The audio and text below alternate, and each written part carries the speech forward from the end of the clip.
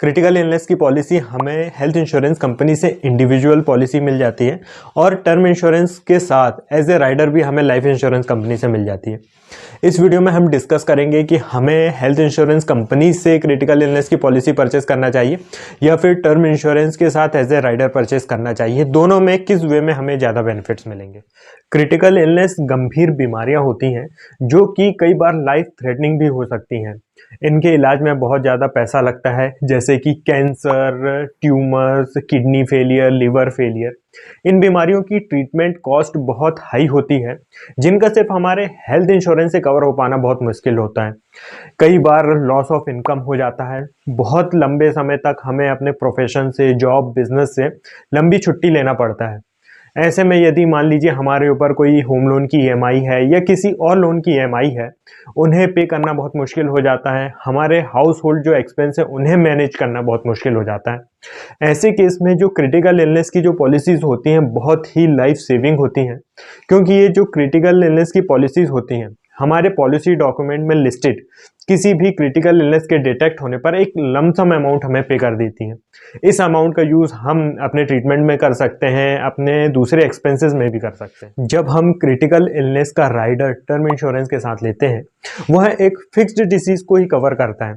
मान लीजिए critical illness का कोई राइडर 40 डिसीज कवर कर रहा है, तो वो पॉलिसी एंड तक सिर्फ 40 डिसीज को ही कवर करेगा।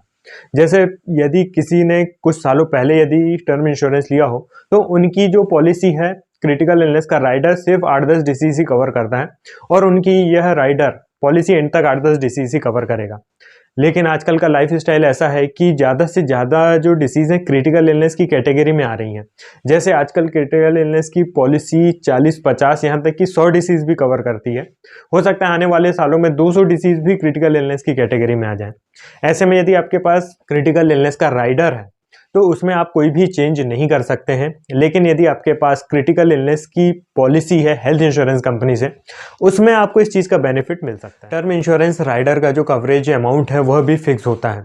मान लीजिए आज आपने 5 लाख या फिर 10 लाख की एक क्रिटिकल इलनेस का राइडर ले लिया है, लेकिन मेडिकल इन्फ्लेशन इतनी ज़्यादा है कि कोई ज़रूरी नहीं है कि आज से 15-20 सालों बाद यह अमाउंट सफिशिएंट हो आपके मेडिकल एक्सपेंसेस के लिए।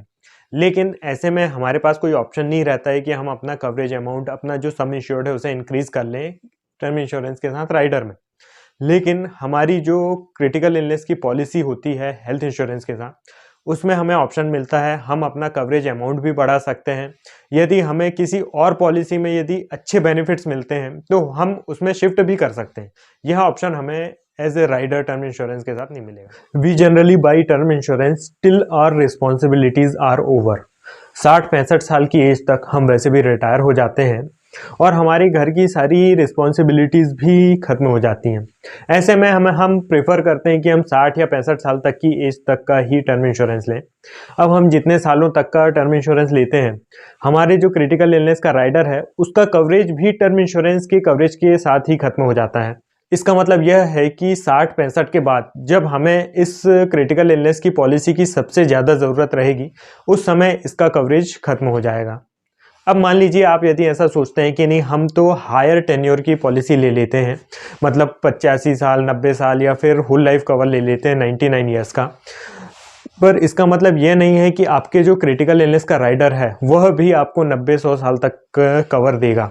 ज़्यादातर टर्म इंश्योरेंस के जो राइडर रहते हैं वो 65 या फिर 75 की एज तक ही आपको कवर देते हैं।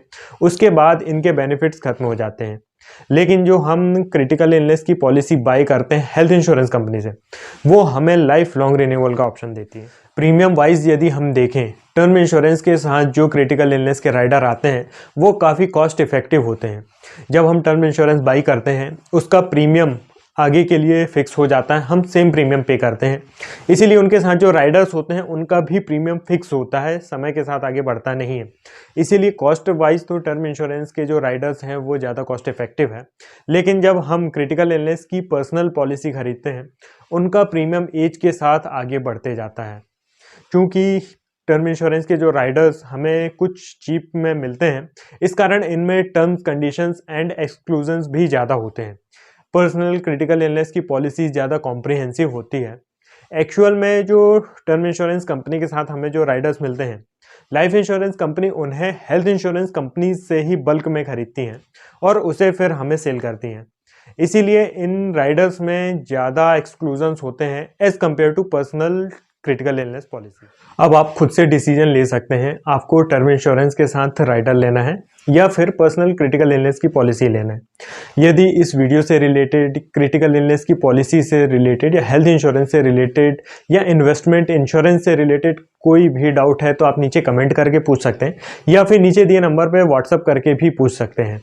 यदि आपको यह वीडियो अच्छा लगा हो तो लाइक ज़रूर करें एंड चैनल को सब्सक्राइब करें। मिलते हैं दोस्तों नेक्स्ट वीडियो में। धन्यवाद।